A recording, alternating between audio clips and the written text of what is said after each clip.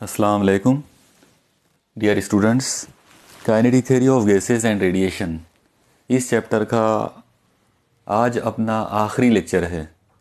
आज के इस लेक्चर में हम इस चैप्टर के जो बचे हुए न्यूमेरिकल प्रॉब्लम्स हैं तो वो कंप्लीट करने वाले हैं। साथ ही साथ आप लोगों को ये भी बता दूं कि आज के इस लेक्चर के जो डिस्क्रिप्शन है उसमें एक लिंक आपको दी गई है जिसमें इस चैप्टर के कंप्लीट नोट्स जो हैं वो मौजूद हैं। ओके, तो चलिए शुरू करते हैं आज का पहला प्रॉब्लम। जो पहला प्रॉब्लम है वो है energy is emitted from a hole in an electric furnace at the rate of 20 watt when the temperature of the furnace is 727 degrees Celsius. What is the area of the hole? और यहाँ पर आपको Stephen constant दिया हुआ है। आप देखो इस प्रॉब्लम में सबसे पहली चीज़ जो दी गई है वो ये है कि एक इलेक्ट्रिक फर्नेस है। फर्नेस मतलब जिसे आमतौर पर हम लोग उर्दू या हिंदी में भट्टी कहते हैं। तो इलेक्ट्रिक फर्नेस है जिसका एक छोटा सा एक सुराख है। उस सुराख में से जो एनर्जी निकल रही है, हीट एनर्जी, उसके रेट ऑफ एमिशन या आप उसको rate of loss of heat energy बोल सकते हो, वो आपको दिया हुआ है 20 वैट। इसका मतलब यहाँ पर हम लिखेंगे R is equal to 20 watt. Okay, इसका जो टेम्परेचर है तो वो दिया हुआ है 727 डिग्री सेल्सियस। अब जाहिर है ये डिग्री सेल्सियस नहीं चलेगा, इसके अंदर 273 ऐड करना पड़ेगा। तो जब आप इसको ऐड करोगे तो ये हो जाएगा 10 यानी 0, 9 और 1 10, फिर 1 9 और 1 10, मतलब 1000। इसका मतलब इसकी जो वैल्यू हमको दी गई है वो है 1000 डिग्री केल्विन। ओके, तो टेम्परेचर जो है फर्नेस का इतना है। अब यहाँ पर ये दो चीज़ें देने के बाद जो टारगेट आपसे पूछा गया है वो है find the area of the hole, मतलब वो जो सुराख है तो उसका एरिया क्या होगा, उसका रकबा क्या होगा। अब अगर हमको उसका एरिया निकालना है तो सबसे पहले आप याद रखो कि इलेक्ट्रिक फर्नेस का वो जो होल है it will act as a black body, यानी हम उसको ब्लैक बॉडी के तौर पे ट्रीट करेंगे। और अगर ऐसा है तो फिर यहाँ पर हमको स्टेफन बोल्ट्जमैन लॉ जो है, लॉ ऑफ रेडिएशन जो है वो यूज़ करना पड़ेगा। स्टेफन बोल्ट्जमैन लॉ जो है उसका सीधा साधा जो स्टेटमेंट था वो ये है कि emissive power of a black body is directly proportional to temperature का 4th power. Okay, emissive power of black body is directly proportional to 4th power of absolute temperature. ये था स्टेफन बोल्ट्जमैन लॉ। ये sign हटा देते हैं तो ये हो जाएगा E suffix B is equal to a constant sigma into T to the power 4। Sigma is Stefan constant, उसकी वैल्यू ये प्रॉब्लम में दी गई है। ओके, अब यहाँ पर आप एक चीज़ देखो कि ये जो इमिसिव पावर है इसको आप rate of loss of heat energy में कन्वर्ट कर सकते हो। तो rate of loss of heat energy के तौर पे अगर इसको कन्वर्ट करेंगे तो हम इसको लिख सकते हैं R का मतलब रहेगा, यहाँ पर याद रखो आप लोग, R का सीधा साधा मतलब है H/T। H यानी heat energy divided by time. तो और EB का मतलब रहेगा डिवाइडेड बाय टाइम तो रहेगा, लेकिन डिवाइडेड बाय एरिया भी आएगा। इसका मतलब यहाँ पर अपॉन में एरिया लेना पड़ेगा, तो R/A, क्योंकि टाइम जो है वो उसमें आ चुका है, ठीक है, is equal to sigma into T to the power 4। अब आप A को शिफ्ट कर लो उधर, यह आएगा R is equal to A into sigma into T to the power 4। Okay, तो ये कंसेप्ट है स्टेफन लॉ का। इस तरीके से हम ये प्रॉब्लम को जो है वो सॉल्व कर सकते हैं। चलो अब इसके अंदर आप एक चीज़ देखो कि हमारा जो टारगेट है वो A है, इसलिए ये दो लोगों को इधर शिफ्ट कर लो। अगर शिफ्ट करेंगे तो ये आएगा A is equal to R upon sigma into T to the power 4। बस हो गया। ये फॉर्मूले के अंदर आप सारी वैल्यूज़ पुट कर दो। जैसे आप सारी वैल्यूज़ पुट करेंगे आपको आंसर मिल जाएगा। ओके, चलो इसको मैं यहाँ से पहले मिटा देता हूँ और अब यहाँ से शुरू कर देते हैं उसको। A is equal to R की वैल्यू है 20 watt divided by sigma. Sigma की जो वैल्यू प्रॉब्लम में दी गई है वो है 5.7 into 10 to the power -8 into temperature का 4th पावर। टेम्परेचर जो है वो है 1000 डिग्री केल्विन, उसका 4th पावर। ओके, चलो और देखो इसको और आगे बढ़ाते हैं। इस स्टेप में आप लोग देखो इसको इस तरह से कर सकते हैं। 20 divided by 5.7 into 10 to the power -8 into ये जो 1000 है ये है 10 का पावर 3। देखो ये ऐसा हो जाएगा 10 का पावर 3 और उसका पावर 4, इसका मतलब ये हो जाएगा 10 का पावर 12, 10⁻²2। ओके, चलो इसको और आगे बढ़ाओ, ये कुछ ऐसा हो जाएगा 20 divided by 5.7 into 10 to the power, ये -8 है और ये +12 है, इसका मतलब ये हो जाएगा 4। अब आप 4 को ऊपर शिफ्ट कर दो, 20 into 10 to the power -4 upon 5.7 is equal to area is equal to, अब आप देखो 5.7 ये जो नंबर है तो अप्रॉक्सीमेटली 6 के करीब है, और जब आप 20 को इस नंबर से डिवाइड करोगे तो इसका जो आंसर आएगा वो 6 या 18 मतलब 3 पॉइंट समथिंग आना चाहिए। तो अप्रॉक्सीमेटली इसका जो आंसर आएगा वो आएगा 3.5 इंटू 10 टू द पावर -4, और क्योंकि ये एरिया है इसलिए इसकी जो एसआई यूनिट होगी वो मीटर स्क्वायर होगी। तो ये हमारे इस प्रॉब्लम का फाइनल आंसर होगा 3.5 into 10 to the power -4 metre square. Okay, ये था हमारा आज का पहला प्रॉब्लम। चलिए नेक्स्ट अगले प्रॉब्लम पर चलते हैं। सेकंड प्रॉब्लम जो हमको देखना है आज के इस लेक्चर में, तो देखिए वो प्रॉब्लम ये वाला है, इस तरह से है। The emissive power of a sphere of area 0.02 metre square is 0.5 kilo calories per second per metre square. What is the amount of heat radiated by the spherical surface in 20 second. Okay, देखो आप लोग इसमें क्या क्या चीज़ें given है पहले लिख लो। Emissive power of sphere of area दिया हुआ है, तो सबसे पहले शुरुआत करेंगे गिवन में, area is equal to 0.02 metre square. आप देखो इसमें आप लोगों को जो बॉडी दी हुई है तो वो एक स्फीयर है, मतलब एक उर्दू में हम कहें तो कुर्रा है, उस कुर्रे का आपको एरिया सरफेस एरिया जो है वो दिया हुआ है, तो 0.02 metre square is the surface area. इसमें से जो हीट एनर्जी निकल रही है तो इसका इमिसिव पावर मतलब capital E is equal to, ये आपको दिया हुआ है 0.5 और उसकी यूनिट दी हुई है kilo calories per second into metre square. Okay, ये अपॉन में अगर लिखे तो ऐसा आएगा। इसके बाद आपको टाइम दिया हुआ है, time is equal to 20 second, और ये पूछा गया है कि इन 20 सेकंड्स के अंदर कितनी हीट एनर्जी जो है वो इसमें से एमिट होगी। What is the amount of heat energy emitted. Okay, तो अब चलो इसको शुरू करते हैं। देखो बहुत ही सिंपल प्रॉब्लम है, आपको सिर्फ इमिसिव पावर जो है उसका कंसेप्ट आना चाहिए। इमिसिव पावर का कंसेप्ट है E is equal to heat energy divided by area into time. Okay, emissive power का सीधा साधा कंसेप्ट ये वाला है। चलो इसमें जो वैल्यूज़ हम रख सकते हैं उनको ला के रख दो। सबसे पहले इमिसिव पावर, तो 0.5 इज इक्वल टू H हमारा टारगेट है, अपॉन A एरिया की वैल्यू है 0.02 इंटू T और T की वैल्यू है 20। बस ये दो लोगों को इधर शिफ्ट कर लेंगे, ये आ जाएगा H is equal to 0.5 into 0.02 into 20। इसका मतलब H इज इक्वल टू, अगर ये 0 से इसको मल्टीप्लाई करेंगे तो डेसिमल पॉइंट गायब हो जाएगा यहाँ से, और ये 5 इंटू 2 अगर कर दिए तो 10 से इसको मल्टीप्लाई करेंगे तो डेसिमल पॉइंट यहाँ आ जाएगा, मतलब आंसर आया 0.02। सॉरी 10 से जब मल्टीप्लाई करेंगे तो डेसिमल पॉइंट शिफ्ट हो जाएगा उधर, मतलब 0.2। अब क्योंकि यहाँ पर इमिसिव पावर किलो कैलोरीज में है, इसका मतलब ये हीट जो है ये भी किलो कैलोरीज में होगी, तो इसका जो फाइनल आंसर है वो होना चाहिए 0.2 किलो कैलोरीज। ठीक है, तो ये था हमारा आज का सेकंड प्रॉब्लम। चलिए अब चलते हैं थर्ड प्रॉब्लम पर। तीसरा प्रॉब्लम जो है अपनी इस बुक के हिसाब से, वैसे अपने टेक्स्ट बुक में ये 22 नंबर वाला प्रॉब्लम है, यानी क्वेश्चन नंबर 22 है। वैसे आज का लेक्चर का ये अपना तीसरा ही प्रॉब्लम है। ठीक है, तो देखिए इसमें क्वेश्चन है, compare the rate of emission of heat bye black body maintained eight 727 and 227 degree Celsius if the black bodies are surrounded by an enclosure black at 27 degree Celsius. What would be the ratio of their rate of loss of heat energy। देखो आप लोग black body के दो अलग अलग temperature दिए हैं।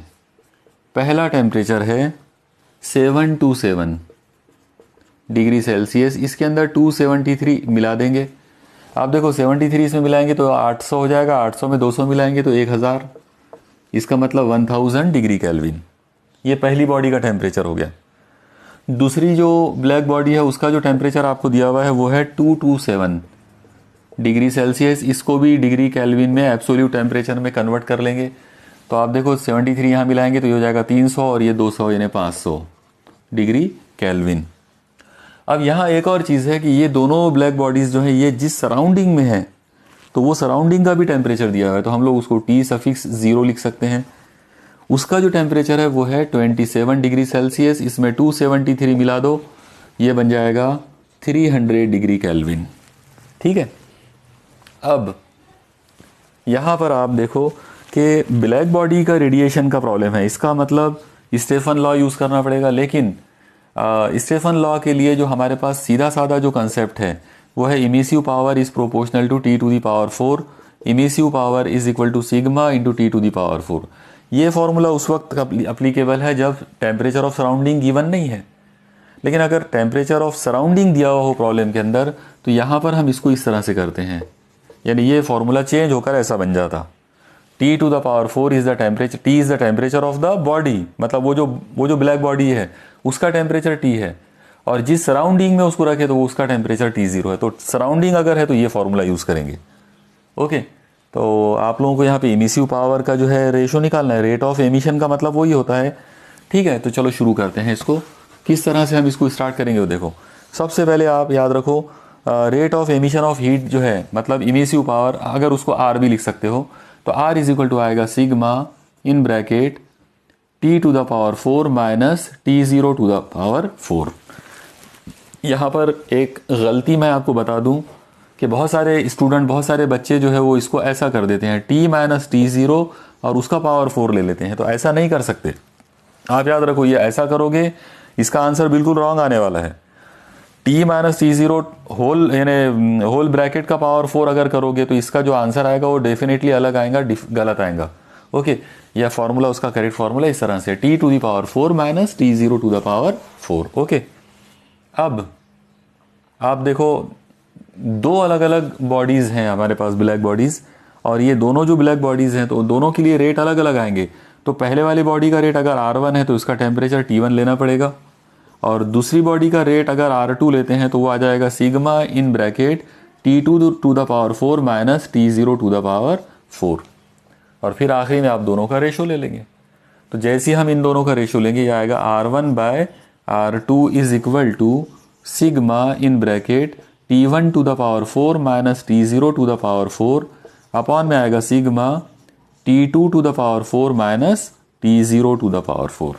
देखो दोनों का सिर्फ डिवाइड कर दिया। ओके, अब इन दोनों की वैल्यूज़ जो है वो ले लेते, इसके अंदर इस फॉर्मूले के अंदर तमाम वैल्यूज़ जो है वो पुट कर देते हैं। देखो उसमें क्या हो सकता है अगर ये सारी वैल्यूज़ इसमें ला के रखते हैं तो आप लोग बराबर साथ ही साथ में आप नोट करते जाइए। देखो ये क्या हो जाएगा, R1/R2 is equal to sigma से सिग्मा कैंसिल, T1 की वैल्यू है 1000 उसका पावर 4 माइनस T0 उसकी वैल्यू है 300 का पावर 4 डिवाइडेड बाय T2 उसकी वैल्यू है 500 का पावर 4 माइनस T0 उसकी वैल्यू है 300 का पावर 4। ओके, यानी सबकी वैल्यूज़ यहाँ पर ये सिग्मा से सिग्मा कैंसिल हो गया। ठीक है, बाकी लोगों की इसमें वैल्यूज़ पुट कर दिए। चलो अब और आगे बढ़ाओ इसको। आप लोग देखो यहाँ पे ये 10 इंटू 10 के आगे 2 0 है। ओके, एक्चुअली 3 0 है, मतलब 10 के आगे 2 0 है। तो 10 का पावर 4 अगर करते हैं तो उसको मैं यहाँ पे 10 का पावर 4 लिख सकता हूँ ऐसे। और जो बचा हुआ जो पार्ट है यानी 100 का मतलब है 10 स्क्वायर, तो 10 स्क्वायर का पावर 4 है, मतलब ये हो जाएगा 10⁸ माइनस। सेम यहाँ पर हम कर सकते हैं 3 का पावर 4 है। आप देखो 3 का पावर 4 इसका मतलब हो जाएगा 3 का पावर 2 और फिर उसका पावर 2 मतलब 9 का पावर 2 मतलब 81। तो ये हो जाएगा 81 इंटू ये 2 0 का मतलब 100 है और 100 का मतलब है 10 स्क्वायर, 10 स्क्वायर का पावर 4 मतलब 10 का पावर 8 डिवाइडेड बाय। ओके, इस तरह से करेंगे इसको अपॉन में नीचे। अब आप नीचे देखो 500 है तो उसको आप लेंगे 5 का पावर 4, 5 का पावर 4 का मतलब होगा 5 स्क्वायर का स्क्वायर, 5 का स्क्वायर होता है 25 और 25 का स्क्वायर होगा 625 इंटू 10⁸। ये 2 0 है ना 10 स्क्वायर माइनस 300 का पावर 4 जो है वो हो जाएगा 81 इंटू 10⁸। ठीक है, बराबर आप हर स्टेप को समझते जाओ और नोट करते जाओ। चलो और आगे बढ़ाते हैं। 10 का पावर 4, अब आप एक चीज़ देखो, ऊपर से 10 का पावर 8 कॉमन निकालेंगे, तो अगर ऊपर से 10 का पावर 8 कॉमन निकाले, यहाँ से बचेगा 10 का पावर 4। 10 का पावर 4 मतलब 4 जीरो आ जाएंगे, यानी 10,000, और ये हो जाएगा -81। ऐसे नीचे से 10 का पावर 8 कॉमन निकालो, तो यहाँ से बचेगा 625 माइनस यहाँ से आ जाएगा 81। ओके, अब एकदम सिंपल हो गया। अब आप 10 का पावर 8 जो है उसको कट कर सकते हैं, तो 10 टू द पावर 8 कैंसिल हो गया, और जो चीज़ बची वो है 10,000 माइनस 81। चलो पहले ऊपर वालों को सॉल्व कर लेते हैं। आप देखो, चलो एक काम करते हैं, पहले इसको लिख लेते हैं यहाँ पे 10,000 माइनस 81 अपॉन 625 माइनस 81। ठीक है, पहले यहाँ तक आप लोग नोट डाउन कर लो बराबर। अब आगे बढ़ाते इसको। अब ऊपर का आपको सिर्फ डिफरेंस ही लेना है, नीचे का भी डिफरेंस लेना है। ठीक है, जब आप ये दोनों का डिफरेंस लोगे तो ये कुछ ऐसा हो जाएगा, ये आएगा R1 by R2 is equal to, देखो 0 माइनस 1 मतलब 9, एक्चुअली ये 10 हो जाएगा, तो 10 माइनस 1 9, यहाँ बचेंगे 9, 9 माइनस 8 1, यहाँ बचेगा 9 और यहाँ भी बचेगा 9, तो ये हो जाएगा 99। ओके, देखो आप 9919 अपॉन में नीचे 5 माइनस 1 तो 4, फिर यहाँ पे 2 है तो यानी 12, 12 माइनस 8 इज अगेन 4, और यहाँ बचेगा 5। ठीक है, 544, तो 9919 और अपॉन में 544। अब आप इसको लॉग एंटी लॉग से कर सकते हैं, log by using log table. अगर आप इसको करोगे तो ये आ जाएगा लॉग 9919 माइनस लॉग 544, दोनों को आप डिफरेंस लेंगे, फिर एंटी लॉग लेंगे। जब आप इसको पूरी तरह से सॉल्व कर लोगे तो इसका फाइनल आंसर जो है वो आएगा 18.23। ओके, तो दिस इज़ द आंसर। मतलब यहाँ पर आप इसको ऐसा बोल सकते हैं कि R1 by R2 is equal to 18.23:1। Okay, इस तरीके से ये प्रॉब्लम को सॉल्व किया जा सकता है। ओके, मुझे उम्मीद है आपको ये समझ में आ गया होगा। चलो नेक्स्ट अगली प्रॉब्लम पर चलते हैं। जो अगला प्रॉब्लम है अपना आज के लेक्चर का, समझ लो वो चौथा प्रॉब्लम होगा। ठीक है, earth's mean temperature can be assumed to be 280 degree Kelvin. How will the curve of black body radiation look like for this temperature? Find out lambda suffix max. In which part of the electromagnetic spectrum does this value lie? Okay, देखो बहुत सारी चीज़ें हैं इसके अंदर। सबसे पहले तो आप देखो कि अर्थ जो है उसका एक एवरेज टेम्परेचर जो है वो आपको दिया हुआ है। तो सपोज करो डेट टेम्परेचर इज़ T और उसकी वैल्यू कितनी है 280 डिग्री केल्विन। ओके, और इस पर से हमको ये पूछा है कि इसका जो ब्लैक बॉडी रेडिएशन कर्व जो आएगा तो वो कर्व कैसा आएगा। साथ ही साथ हमको यहाँ पे लैम्डा सफिक्स मैक्स मालूम करना है। आप लोगों को याद होगा ब्लैक बॉडी रेडिएशन स्पेक्ट्रम के अंदर हम लोगों ने लैम्डा मैक्स पढ़ा है। It is called wavelength of maximum emission. Okay, इसको क्या बोलेंगे, वेवलेंथ ऑफ मैक्सिमम एमिशन। अब आप लोग याद करो वीन्स लॉ जो था, वीन्स डिस्प्लेसमेंट लॉ, उसके हिसाब से इन दो लोगों का जो प्रोडक्ट है वो कांस्टेंट होता है। मतलब lambda max multiplied by capital T is always equal to constant B. ये जो बी है it is called Wien's constant, और इसकी वैल्यू जो है वो प्रॉब्लम में मतलब दी जाती है। जनरली इसकी वैल्यू जो है वो होती है प्रॉब्लम के अंदर दी हुई। ठीक है, तो चलो अब हम इसको सॉल्व करना शुरू करते हैं। हमको पहले लैम्डा मैक्स मालूम करना है, तो टी को उधर भेज देंगे। यह आएगा lambda suffix max is equal to B upon T. अब इसमें वैल्यू पुट कर दो। बी की जो वैल्यू है वो वैल्यू होती है 2.897 into 10 to the power -3 metre into degree kelvin. ये उसकी एसआई यूनिट है, metre into degree kelvin, divided by T, और टी की वैल्यू है 280। ओके, चलो इसको हम थोड़ा बहुत सॉल्व कर लेते हैं। 2.897 into 10 to the power -3 divided by ये जो 280 है मैं इसको लिख सकता हूँ 2.80 इंटू 10 का स्क्वायर। ओके, मैंने दो डेसिमल पॉइंट को 2 डिजिट पीछे लेकर आ गया, तो ऐसा कर सकते हो उसको। और अब अगर आप इसको सॉल्व करोगे तो आप देखो ये क्या मिलेगा आपको, ये नंबर अप्रॉक्सीमेटली सेम है, मतलब ऑलमोस्ट जब आप इसको कट करोगे तो ये 1 आना चाहिए, 1 पॉइंट समथिंग, क्योंकि ये थोड़ा सा बड़ा है। तो इसको जब आप सॉल्व करोगे ये आएगा 1.035, यानी एग्जैक्टली अगर आप इसको सॉल्व करते हैं by using log anti log तो 1.035 इंटू 10 टू द पावर, ये 2 को ऊपर शिफ्ट करेंगे तो -2, तो -3 और -2 ये हो जाएगा -5। इसका मतलब लैम्डा मैक्स की जो वैल्यू हमको मिली वो इतनी मिली, 1.035 इंटू 10 टू द पावर -5, ये उसका आंसर रहेगा। ओके, अब ये हमने इस प्रॉब्लम का एक चीज़ तो मालूम कर लिए।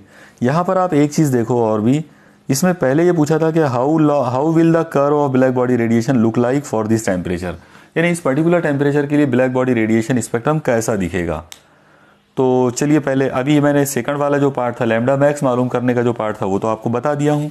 ओके, इसको हम एक काम करते हैं, इसको यहाँ कहीं नोट कर लेते। तो lambda max is equal to कितना आया है, 1.035 into 10 to the power -5 metre. चलिए अब हमको ये देखना है कि ब्लैक बॉडी रेडिएशन स्पेक्ट्रम इसमें नज़र कैसे आएगा, उसका कर्व कैसा होगा। तो मैं एक बार आपको जस्ट आपको वो याद आ जाए, इसके लिए मैं आपको पूरी जो ब्लैक बॉडी रेडिएशन स्पेक्ट्रम में जो कुछ हमने पढ़ा था मैं एक बार उसको रिकॉल कर देता हूँ। आप देखो, हम लोगों ने पढ़ा था कि ल्यूमर और प्रिंगशिम, ये दो लोग जो हैं इन्होंने ये ब्लैक बॉडी रेडिएशन स्पेक्ट्रम की स्टडी किया था, और इन्होंने एक चीज़ देखा था कि अगर हम टेम्परेचर वेवलेंथ, यहाँ पर हम वेवलेंथ ऑफ रेडिएशन लेंगे, तो वेवलेंथ वर्सेस पावर, यानी हीट एमिशन का जो पावर है तो आप उसको इमिसिव पावर बोल सकते हो। इन दो लोगों के बीच में अगर हम एक ग्राफ अगर प्लॉट करें तो क्या मिलेगा। तो उन्होंने ये देखा कि एक पर्टिकुलर टेम्परेचर के लिए, जैसे मान लो एक हायर टेम्परेचर अगर T1 है तो उसके लिए जो इनको जो कर्व जो मिला था हायर टेम्परेचर, मान लो T1 is very large temperature, तो इसका ग्राफ कुछ ऐसा मिला था इस तरीके से। तो उन्होंने क्या किया कि ये जो मैक्सिमम वैल्यू का जो टेम्परेचर है यहाँ पे, तो इसके लिए ये जो वेवलेंथ आया इसको उन्होंने नाम दिया था लैम्डा मैक्स। ओके, ये इस पर्टिकुलर टेम्परेचर के लिए हो गया।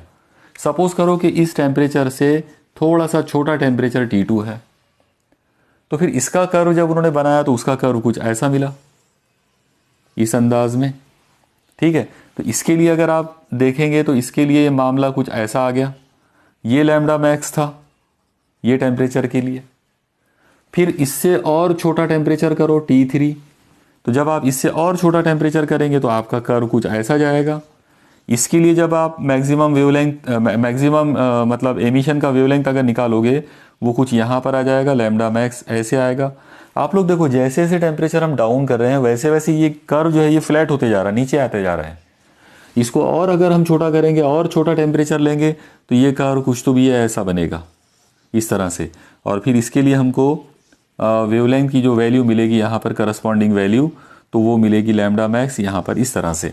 आप लोग देखो जैसे जैसे हम टेम्परेचर डाउन कर रहे हैं वैसे वैसे लैम्डा मैक्स बढ़ते जा रहा है, या उल्टा हम ऐसा बोल सकते हैं कि जैसे जैसे हम टेम्परेचर बढ़ाते जा रहे हैं वैसे वैसे लैम्डा मैक्स की जो वैल्यू है it is shifting towards the lower side, उसकी वैल्यू कम होती जा रही है, टेम्परेचर कम होते जा रहा है। तो इसीलिए वीन जो था उसने इन दो लोगों के बीच का रिलेशन बताया था, और वो रिलेशन ये वाला था कि T is inversely proportional to lambda max. फिर ये साइन हटा देंगे तो ये आ जाएगा T is equal to B into 1/, lambda max. Okay, मुझे उम्मीद है कि आपको ये कर्व याद आ गया होगा और ये पूरा जो मैंने अभी आपको समझाया ये दोबारा से रिकॉल हो गया होगा।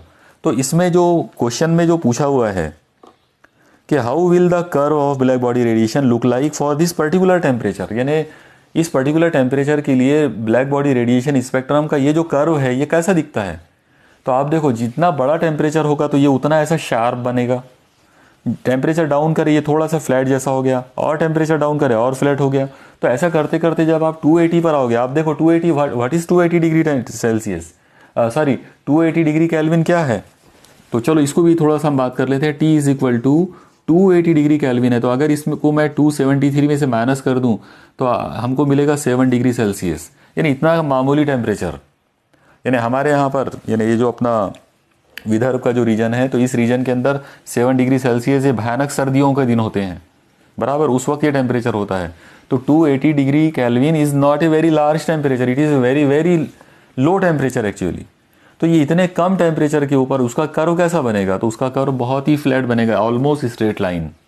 ओके, यानी उसका जो जवाब होगा तो वो होगा कि the curve of 280 degree kelvin in the black body radiation spectrum will look like a it will be very very flattened and it will just look like a straight line. Okay, horizontal line parallel to x axis या parallel to wavelength axis. Okay, ऐसा उसका answer आएगा। साथ ही साथ हम लोगों ने जो सेकंड पार्ट उसके अंदर बोले थे लैम्डा मैक्स, उसकी वैल्यू फाइंड करना था, उसकी वैल्यू उतनी आ गई। ओके, तो अब ये हो गया, यहाँ पर ये दो अलग अलग दो क्वेश्चंस के आंसर हमने इसमें से कर दिए। चलो ठीक है, समझ में आया सब लोगों को। अब यहाँ पर और एक चीज़ देखो आप लोग, एक और पार्ट पूछा हुआ है कि in which part of the electromagnetic spectrum does this value lie. अब यहाँ पर आपसे ये पूछा जा रहा है कि ये जो वेवलेंथ जो मिला, वेवलेंथ ऑफ मैक्सिमम एमिशन ये जो मिला 1.0535 इंटू 10 का पावर -5 मीटर, तो ये इलेक्ट्रोमैग्नेटिक स्पेक्ट्रम में कहाँ होता है। ओके, कहाँ पाया जाता, तो कहाँ पाया जाता के लिए आपको सबसे पहले तो ब्लैक बॉडी रेडिएशन स्पेक्ट्रम का मतलब उसका क्या बोलेंगे उसको, जो इलेक्ट्रोमैग्नेटिक स्पेक्ट्रम जो है तो वो आपके दिमाग में थोड़ा सा होना चाहिए। ठीक है, तो मैं आपको यहाँ पे जस्ट शॉर्ट में बता दूँ कि हम इलेक्ट्रोमैग्नेटिक स्पेक्ट्रम को 3 बड़े बड़े पार्ट्स में डिवाइड कर सकते हैं।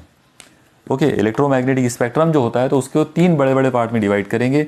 एक छोटा सा बीच का जो पार्ट होता है इट इज़ कॉल्ड विजिबल, और इस विजिबल के इस साइड वाला एक पार्ट है, इस साइड वाला एक पार्ट है। अब ये दोनों का क्या मीनिंग है उसको भी समझ लेंगे। आप याद रखो, विजिबल पार्ट शुरू होता है वायलेट कलर से और ख़त्म होता है रेड कलर पर। जो वायलेट कलर है इसका वेवलेंथ मिनिमम होता है, जो रेड कलर है इसका वेवलेंथ मैक्सिमम होता है। ओके, इसमें एक और चीज़ हम लोग देखेंगे कि ये जो वायलेट कलर है तो एक्चुअली इसका वेवलेंथ होता कितना है। तो आप ऐसा समझ के चलो कि 3500 डिग्री एंगस्ट्रॉम के करीब उसकी वैल्यू होती है। ओके, यानी वायलेट कलर का जो वेवलेंथ है वो 3500 डिग्री एंगस्ट्रॉम के करीब होगा, और ये जो रेड कलर है तो इसका होगा 7500 के करीब, 7500 डिग्री एंगस्ट्रॉम के करीब रेड कलर का वेवलेंथ हम लोग ले लेते हैं। ओके, दोनों का एवरेज बीच में कहीं तो भी आ जाएगा। इसमें आप याद रखो कि इस वायलेट कलर के इधर वाला जो लाइट है it is called ultraviolet light, और ये अल्ट्रा वायलेट लाइट वो लाइट है जिसका वेवलेंथ इससे छोटा होगा। मतलब 3500 डिग्री एंगस्ट्रॉम से छोटा वेवलेंथ जो रहेगा तो लो वेवलेंथ वाला रीजन, इससे छोटा वेवलेंथ वो अल्ट्रा वायलेट होगा। डेफिनेटली वेवलेंथ कम होगा तो फ्रीक्वेंसी बढ़ेगी, और अगर फ्रीक्वेंसी ज़्यादा होगी तो एनर्जी ज़्यादा होगी। मतलब ये जो एरिया है, ये जो लाइट है, ये हायर एनर्जी वाला रीजन है, हायर एनर्जी वाला लाइट है। अब हम लोग इधर के बारे में बात करेंगे। आप देखो, रेड कलर के ऊपर का जो पार्ट है इट इज़ कॉल्ड इंफ्रारेड, इसको हम लोग इंफ्रारेड लाइट बोलेंगे। तो ये जो इंफ्रारेड लाइट का जो मामला है ये 7500 डिग्री एंगस्ट्रॉम के ऊपर है।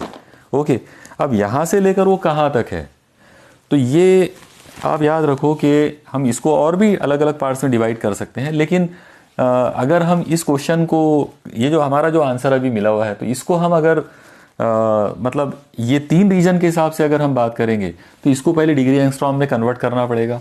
तो जब मैं इसको डिग्री एंगस्ट्रॉम में कन्वर्ट करूंगा, देखो ये ऐसा हो जाएगा 0.035 इंटू 10 टू द पावर -5 है। ओके, मुझे यहाँ पर -5 की जगह पर -10 चाहिए।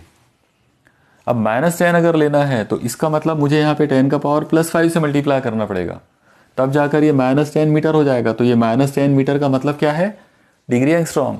ये 10 का पावर 5 से इसको मल्टीप्लाई कर देंगे, ये बन जाएगा डेसिमल पॉइंट 5 डिजिट आगे बढ़ेगा तो 1.03500 इंटू 10 टू द पावर -10, और 10 टू द पावर -10 का मतलब होगा डिग्री एंगस्ट्रॉम।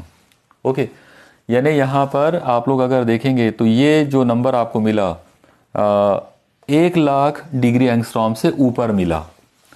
आप ऐसा समझ लो कि रेड कलर से लेकर 1,00,000 डिग्री एंगस्ट्रॉम तक इंफ्रारेड लाइट है। ओके, यहाँ पर आप इसको ऐसा इमेजिन कर लो कि इंफ्रारेड लाइट जो है वो कहाँ से कहाँ तक है, ये इतना जो रीजन है तो ये इंफ्रारेड लाइट है। तो इंफ्रारेड लाइट से इसके आगे का जो पार्ट होगा, यानी अगर हम इसके ऊपर अगर जाते हैं तो ये जो पार्ट रहेगा तो it is called microwave region. Okay, ये माइक्रोवेव रीजन है, और माइक्रोवेव रीजन का मतलब यहाँ का ये जो लाइट होगा तो ये माइक्रोवेव रीजन वाला लाइट उसको हम बोलेंगे। और अब आप देखो कि इसकी जो वैल्यू है ये 1,00,000 डिग्री एंगस्ट्रॉम से ज़्यादा है। इसका डेफिनेट मतलब ये हुआ कि ये वाला जो वेवलेंथ है it will lie in microwave reason.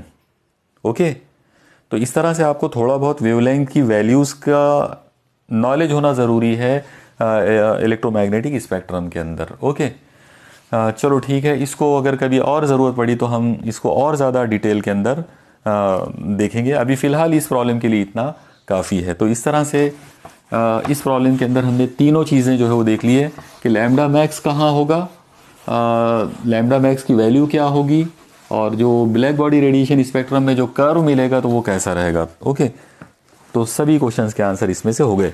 अब क्वेश्चन नंबर 24, मतलब अगला जो प्रॉब्लम इसमें है, आप देखिए इसमें क्वेश्चन में दिया हुआ है a small black and solid copper sphere of radius 2.5 centimetre is placed in an evacuated chamber.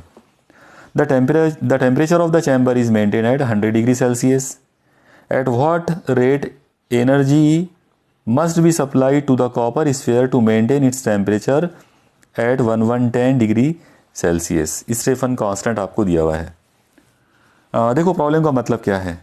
Problem का मतलब यह है कि कॉपर का यानी तांबे का एक स्फीयर आपको दिए छोटा सा, और वो ब्लैकेंड है, मतलब ब्लैक बॉडी समझना है उसको। उसका रेडियस दिया हुआ, तो चलो शुरुआत कर लेते। गिवन है रेडियस इज इक्वल टू कितना रेडियस दिया हुआ है 2.5 सेंटीमीटर। इसको चेंज कर लो, यह आ जाएगा 2.5 इंटू 10⁻⁻2 मीटर। ओके, इसको एक एवाकुएटेड चैम्बर में रख दिए। Evacuated chamber means the chamber having vacuum. Okay, ऐसा चैम्बर जिसके अंदर वैक्यूम है, जिसमें खला है। The temperature of the chamber is maintained. अब ये 100 डिग्री सेल्सियस। आप देखो चैम्बर जो है वो सराउंडिंग रहेगा, उसको सराउंडिंग बोलना पड़ेगा अपने को। तो इसका मतलब यहाँ पर आपको T0 दिया हुआ है, तो T0 is equal to 100 degree Celsius plus 273 अगर मिला लेंगे तो 373 डिग्री केल्विन, इतना आ जाएगा। ओके, अब आपको ये बोला गया है कि उसको कितने रेट से एनर्जी देना पड़ेगा कि वो जो ब्लैक बॉडी है, वो जो कॉपर का जो स्फीयर है, उसका टेम्परेचर 110 डिग्री सेल्सियस हो जाए। मतलब स्फीयर का टेम्परेचर कैपिटल T वो आपको गिवन है 110 डिग्री सेल्सियस। उसको चेंज कर लो एब्सोल्यूट टेम्परेचर के अंदर, तो देखो ये कितना हो जाएगा 83 और ये 3, मतलब 383 डिग्री केल्विन। ओके, अब आप लोगों को यहाँ पर स्टेफन्स कांस्टेंट भी दिया हुआ है इस प्रॉब्लम के अंदर, ठीक है।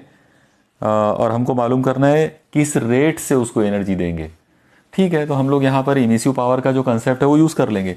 इमिसिव पावर का कंसेप्ट था, यानी स्टेफन्स लॉ का जो कंसेप्ट है वो ये है कि rate is equal to area into sigma into T⁴। Okay, simple concept यही वाला रहेगा। बस इसके अंदर सारी यहाँ पे टेम्परेचर ऑफ सराउंडिंग दिया हुआ है, इसलिए माइनस यहाँ पे क्या करना पड़ेगा T⁴ भी करना पड़ेगा, ठीक है, इस तरह से। चलो अब इसमें सारी वैल्यूज पुट कर दो। देखो ए का मतलब है एरिया, अब एरिया तो है नहीं, यहाँ पर आपको दिया हुआ है स्फीयर, तो स्फीयर का सरफेस एरिया लेना पड़ेगा, जाहिर है वो हो जाएगा 4πr²। ओके, तो 4πr² into sigma into T⁴ minus T⁴। यह आ जाएगा 4 इंटू पाई की वैल्यू 3.14 इंटू आर की वैल्यू 2.5 इंटू 10⁻⁻2 का स्क्वायर इंटू सिग्मा की जो वैल्यू प्रॉब्लम में दी गई है वो है 5.76 इंटू 10⁻⁻8। आप याद रखो सिग्मा की जो वैल्यू दी जाएगी वो यूज़ करना पड़ेगा। वैसे आमतौर पर सिग्मा की वैल्यू होती है 5.67 इंटू 10⁻⁸। ये इस तरह से होता है, लेकिन इस प्रॉब्लम में उसकी वैल्यू ये दी हुई है 5.76। तो ठीक है, जो दिया है वो हम यूज़ करेंगे, ठीक है। उसके बाद इंटू और फिर ब्रैकेट के अंदर T का पावर 4, T जो है वो है 383 का पावर 4 माइनस T0 का पावर 4, मतलब 373 का पावर 4, ठीक है। अब जाहिर है आप जैसा देख ही रहे हैं कि काफ़ी बड़े कैलकुलेशंस आने वाले हैं, ठीक है। जब आप इन सब नंबरों को सॉल्व करोगे, पूरे नंबरों को, तो सबको सॉल्व करने के बाद फाइनली जो नंबर आपको मिलेगा, फाइनली जो आंसर आपको मिलेगा वो मिलेगा 962 जूल पर सेकंड। जूल पर सेकंड को आप वाट भी लिख सकते हो। ओके, तो इस तरीके से इस पर्टिकुलर प्रॉब्लम के अंदर जो rate of loss of heat energy है तो उसकी वैल्यू 0.962 जूल पर सेकंड या वैट मिलेगी। बस कंडीशन यही है कि आपको ये सारे नंबरों को अच्छे से सॉल्व करना पड़ेगा। ओके, चलो नेक्स्ट अगले प्रॉब्लम पर चलते हैं। एक्सरसाइज में दिया हुआ ये आखिरी प्रॉब्लम है। ओके, मतलब ये लास्ट प्रॉब्लम है जो इस अपनी इस टेक्स्ट बुक के हिसाब से ये आखिरी प्रॉब्लम है। प्रॉब्लम नंबर 25 है इसके अंदर ये, ठीक है। अपना जो भी सीरियल नंबर होगा वो हिसाब से, ठीक है।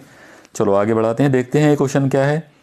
क्वेश्चन है find the temperature of a black body if its spectrum has a peak at यहाँ पर पहला है lambda max is equal to 700 nanometre, bracket में लिखा हुआ है विजिबल। फिर lambda max is equal to 3 centimetre, bracket में दिया हुआ है माइक्रोवेव रीजन। एंड सी तीसरा दिया हुआ है lambda max is equal to 3 metre, bracket में दिया हुआ है एफएम रेडियो वेव्स। और वीन कांस्टेंट आपको लेना है, मालूम करना है, वीन कांस्टेंट आपको दिया हुआ है। तो देखो बहुत ही सिंपल है, टेम्परेचर मालूम करना है। तो सबसे पहले हम लोग पहला ले लेते हैं, चलो ए। पहले इसमें आपको दिया हुआ है lambda max is equal to 700 nanometre. ये हो जाएगा 700 इंटू 10, नैनोमीटर का मतलब है 10 टू द पावर -9 मीटर। आप ये 2 जीरो इसमें मिला लेंगे तो ये हो जाएगा 7 into 10 to the power -7 metre. Okay, अब इसके लिए अपने को मालूम करना है टेम्परेचर। तो आप देखो टेम्परेचर का सीधा साधा कंसेप्ट है, temperature is equal to B upon lambda max, यानी बाय यूजिंग वीन्स लॉ। यहाँ पे बी जो है वो वीन्स कांस्टेंट है, इसमें बी की वैल्यू पुट कर देते हैं 2.897 into 10 to the power -3 metre into degree kelvin divided by lambda max, और उसकी वैल्यू हमारे पास है 7 into 10 to the power -7। Okay, आप देखो 2.897 इंटू 10 टू द पावर, ये -7 ऊपर आकर +7 हो जाएगा, +7 -3 मतलब +4, और अपॉन में आ जाएगा 7।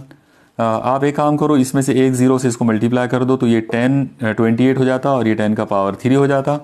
28 को 7 से इजीली डिवाइड किया जा सकता है, तो ये आ जाएगा 7 मतलब 4 पॉइंट, क्योंकि 7 चौक 28, फिर 7 एक 7, यहाँ पर एक बचा, नहीं सॉरी 2 बचेंगे, तो कितना होना चाहिए 27, यानी 7 चौक 28, यानी नियर अबाउट 4 ही आएगा, बराबर है।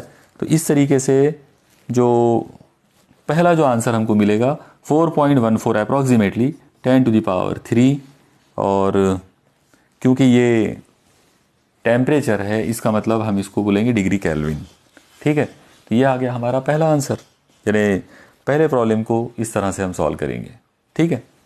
Now next second point. अब बी पॉइंट के अंदर आपको जो दिया हुआ है, आप देखो, चलो यहाँ पर वैल्यूज़ जो है वो चेंज करना पड़ेगा अपने को। अब सेकंड इसमें आपको दिया हुआ है बी में lambda max is equal to 3 centimetre, bracket में दिया हुआ है माइक्रोवेव रीजन। ओके, तो 3 सेंटीमीटर वेवलेंथ अगर है तो इसको पहले चेंज करो, 3 into 10 to the power -2 metre. अब इसमें वैल्यूज पुट करेंगे तो यहाँ पर ये आ जाएगा 7 की जगह पर आएगा 3, और यहाँ पर हो जाएगा -2। ओके, चलो अब आगे देखते हैं कि इसको सॉल्व करने में क्या नंबर मिल सकता है। ये आ जाएगा 2.897 इंटू 10 टू द पावर, ये नंबर ऊपर जाकर प्लस होगा तो +2 और -1, तो ये -1 और अपॉन में आएगा 3।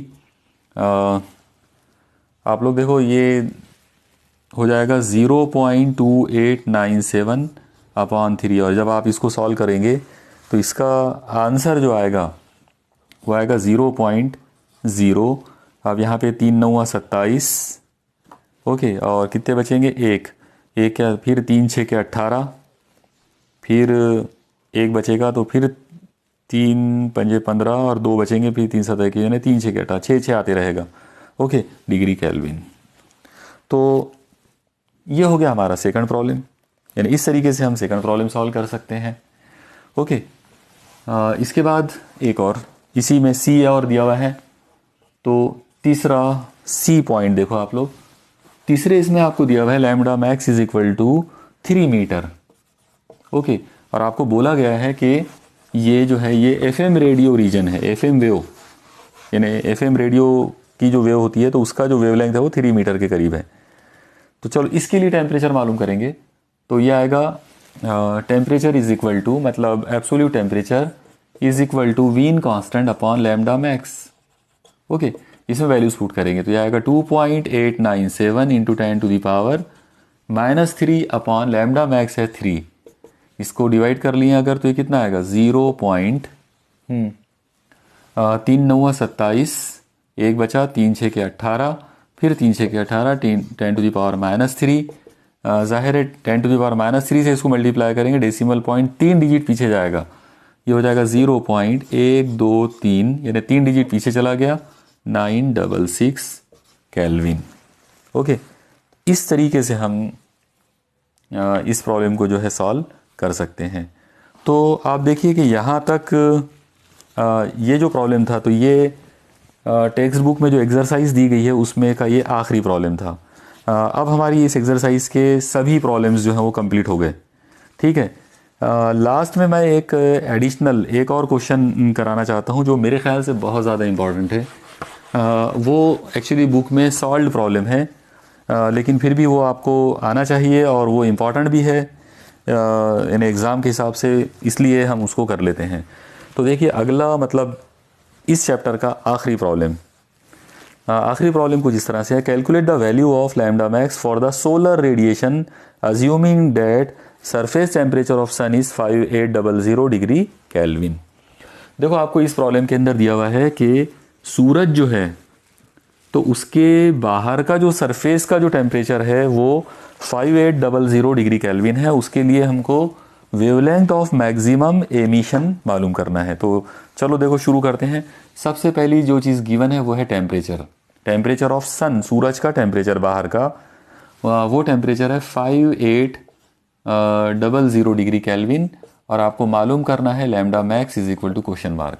ठीक है, तो चलो शुरू करते हैं। वीन्स लॉ पर से हम इसको करेंगे, वो आ जाएगा lambda max is equal to Wien constant B upon temperature.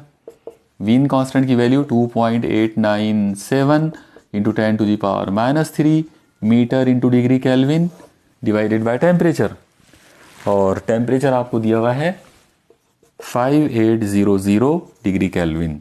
Okay, ये हो जाएगा 2.897 इंटू 10⁻³ डिवाइडेड बाय 5.8 इंटू 10⁻³, और अब ये मीटर रहेगा क्योंकि केल्विन से केल्विन कट गया। ओके, इसको अगर हम सॉल्व करते हैं तो ये हो जाएगा 2.897 इंटू 10⁻, ये 3 ऊपर आकर -3 हो जाएगा, तो -6 डिवाइडेड बाय 5.8। बस अब आपको ये दो नंबरों को सॉल्व करना है। जब आप इसको सॉल्व करोगे तो इसका फाइनली जो आंसर आपको मिलने वाला है वो मिलेगा, मतलब ये दो नंबरों को अगर आप डिवाइड करोगे तो ये मिलेगा 0.4995 इंटू 10⁻⁻6। ओके, और जाहिर है इसको अगर मैं चेंज करता हूँ डिग्री केल्विन के अंदर तो मुझे यहाँ पे 10⁻10 बनाना पड़ेगा। -10 बनाने के लिए मुझे 10 के पावर 4 से मल्टीप्लाई करना पड़ेगा, मतलब डेसिमल पॉइंट 4 डिजिट यहाँ आएगा। ये हो जाएगा 4995 इंटू 10⁻⁻10 मीटर, और ये 10⁻⁻10 है डिग्री एंगस्ट्रॉम, तो इसको हम हटा सकते हैं और यहाँ लिख देंगे डिग्री एंगस्ट्रॉम। ओके, तो ये आ गया लैम्डा मैक्स की वैल्यू। आप देखो 4995, मतलब 5000 डिग्री एंगस्ट्रॉम। तो ये एक तरह से जो हमारा विजिबल जो स्पेक्ट्रम होता है सूरज का, मतलब सोलर स्पेक्ट्रम जो है, या जो इलेक्ट्रोमैग्नेटिक स्पेक्ट्रम के अंदर जो विजिबल पार्ट है, ये उसका एवरेज है। ओके, ये ना इसका मतलब ये हुआ कि दिस पर्टिकुलर मैक्सिमम वेवलेंथ जो है it lies in visible region. Okay, तो यही रीज़न है कि सूरज का जो मतलब मैक्सिमम जो एमिशन आता है तो वो विजिबल फॉर्म में हमारे तक आता है ज़मीन पर। ओके, ये थी इस प्रॉब्लम की कहानी। ये एक प्रॉब्लम इंपॉर्टेंट मुझे लगा, इसलिए मैंने इसको ऐड कर दिया हूँ। चलिए, अब आज ये चैप्टर हमारा पूरी तरह से एंड हो गया है, और अब इंशाल्लाह अगले लेक्चर से हम लोग नया चैप्टर जो है वो शुरू करेंगे। चलिए, स्टडी करते रहिए, कीप स्टडीइंग, पढ़ते रहिए और अच्छे मार्क्स लेते रहिए। अल्लाह हाफिज़।